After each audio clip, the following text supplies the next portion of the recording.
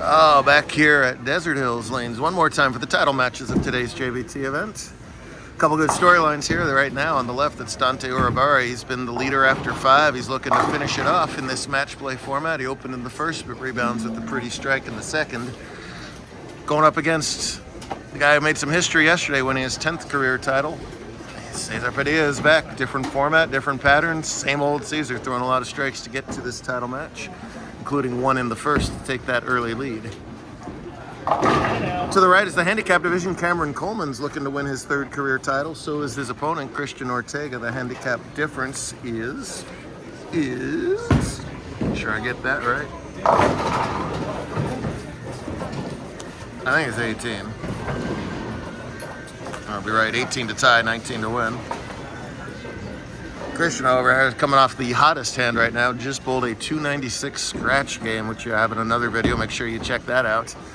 That was over on 3 and 4. See if he has the same look over here on 5 and 6. Everybody spared in the first. Cameron opens there in the second. Padilla, no problem at the 2-pin. Let's see this 12-year-old powerhouse. Junior Padilla is getting called by everybody. It bowls very similarly. And throws a lot of X's like the taller version does. Not that time, though. He's trying to keep it in the Casa Grande house, which I guess would mean the House Grande. As Maggie Murillo won yesterday, she's from Casa Grande, and Christian trying to win as well from that city. A beautiful form of Padilla, just shreds those racks on that light hit. Effortless power. Dante does the weirdest thing in his delivery. He uses his thumb. What a strange thing to do. Far more traditional style. A fierce competitor. That's probably his strongest asset. His strongest asset is probably his mental game, where that's a lot of other players' weakness. He is a bulldog out on the lanes. A little light on that too. Coleman shreds the rack. Boy, he almost got that 2-pin to carry there. Big thanks to Steve, Vicky, and the whole team here for having us. First time at Desert Hills since 2008. Time goes fast. It didn't feel like 16 years ago last time I left this building. That was the case. Eric Rubin won. Eric now collecting AARP while we're sitting here running junior tournaments. Great spare shooter, no problem at the 2-pin either. Trails by 11 through 3.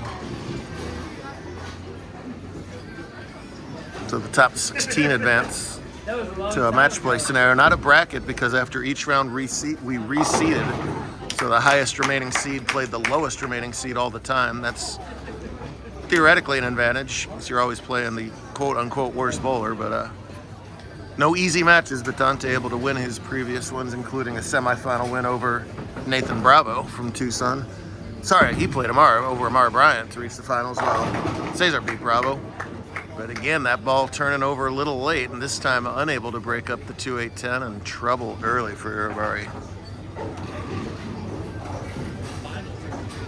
Ortega doesn't know the word trouble over there. He just keeps on throwing good shots. He's 13. He does have 2 career titles with this too, so it's not like he's an unknown quantity, but he's just at that age where he's getting so good so fast. He's getting a little taller and bigger, so he's able to get some ball speed on that 2-handed shot, which helps him out a lot. And he's just throwing pretty balls. Donnie's smart to get the 2. You never know what's going to happen later, but Patilla's got a chance to put the hammer down right now. Became the 54th bowler in our 28-year history to win 10 or more titles. Every single one of them scratch. He never won a handicap title. Dante, for his part, refused to bowl handicap early on, so these guys have had all their success in the scratch division, and there's enough oil in the middle where Dante's still able to use, where Cesar's able to use a pretty big ball still, and that is an awful lot of power going into the 1-3. Actually, 2 different balls. I didn't notice that before. I think that's a stronger ball in the right-hand lane. He can do it all. He can be kind of soft and finesse it. He can just rip on it. He can throw it back up. He can throw plastic. That's how you win a lot of titles with us, versatility. That was some bizarre pin action. There's been some weird hits here. I personally saw 4, 5, 7, 10s this weekend. Lots of pocket 7, 10s.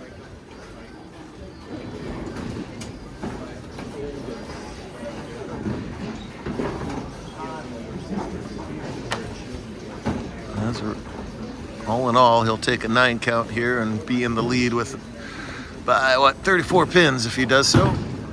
No worries.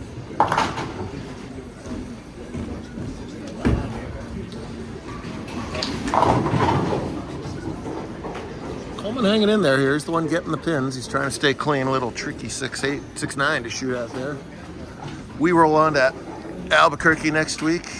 Practice our Australian accents with Steve and the crew at 10 pins. Where every day, according to Steve Mackey, is a record. Then Los Angeles, then Seattle. We're all over the place the next 3 weeks. There's the look. See how that ball faced up much better into the 1-3. 10 in the pit. Cameron shaves that 6-9.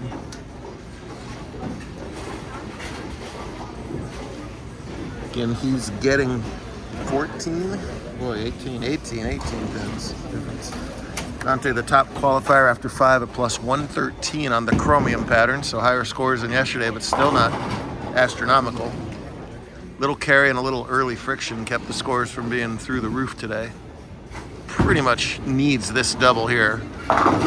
No, and didn't need that, as that was at least a decent shot, and Dante's body language tells the story. He did not think that was going to 410. None of us did either.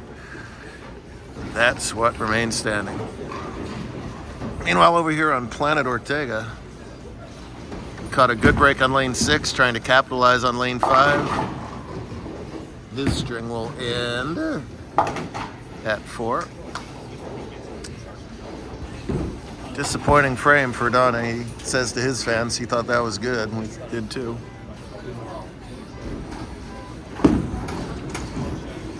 Well, Christian hasn't had to shoot too many spares and does slide by that one to give a wink of hope to Coleman here, but he's got some catching up to do.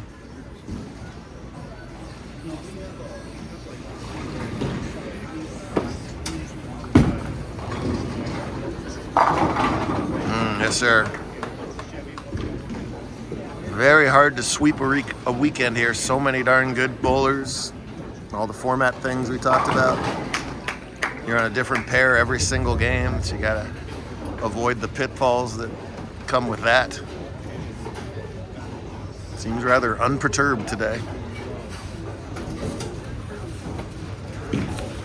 High game for him of 247, and that came in the semifinal match as well, so he seems to have saved his best for last. He knew he had that one. He was walking that out second and left his hand. Cameron struck in his last shot. A double would make things interesting over here, but boy, more often than not, coming up late. I respect the puka shells, by the way. Anybody rocking the puka shells is all right with me in 2024. Did you ever rock the puka shells, sir? Never once? No. Dante's got room for 203 here, and he's going to need every bit of it.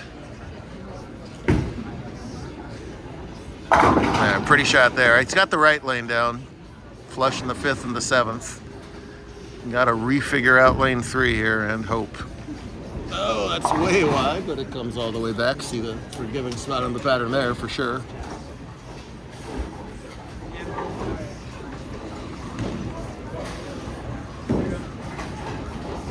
When you talk about Cortez's records, oh, no one's ever going to catch him. You never know who the next big thing is here, and Ortega's got a chance to be one of those.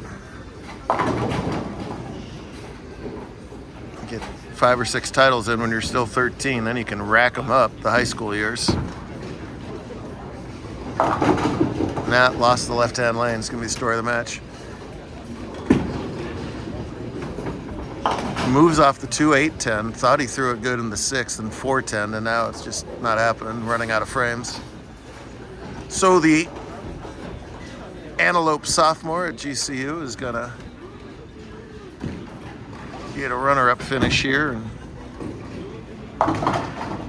cover the spare. He's all over the place. In addition to success here, he just finished. What'd you finish in TAT? Second in your division, right? Sixth overall, second in your category. That's outstanding. That's out of a couple thousand adult bowlers. Good stuff there.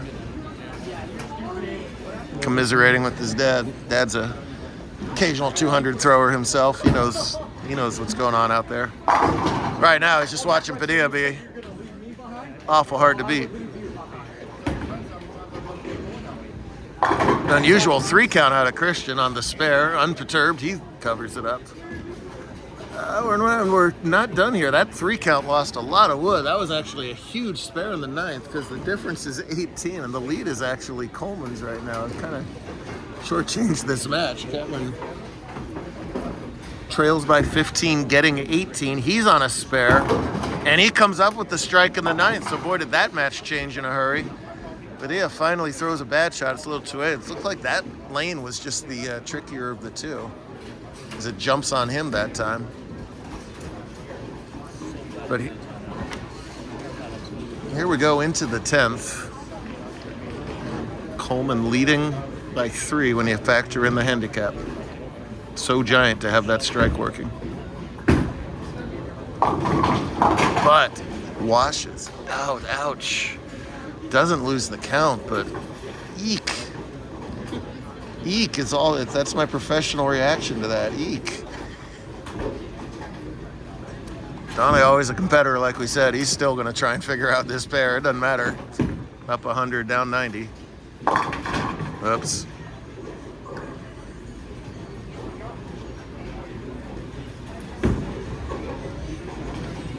Oh, he covers it up in the 10th. That's huge.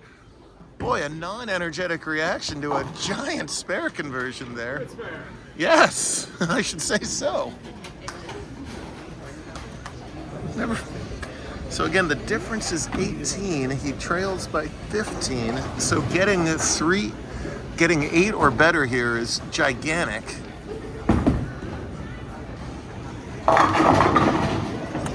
He does get the 8, so that's 189.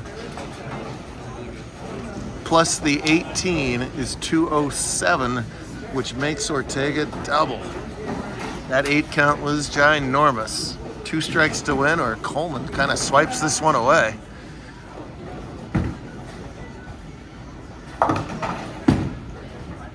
Gotta have it. Oh, man. Tilts that 9-pin over. That would have been a brutal way to go.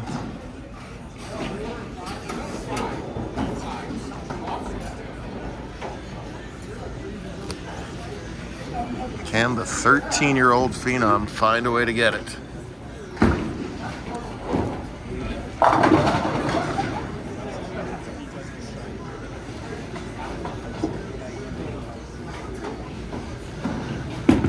For the win. No!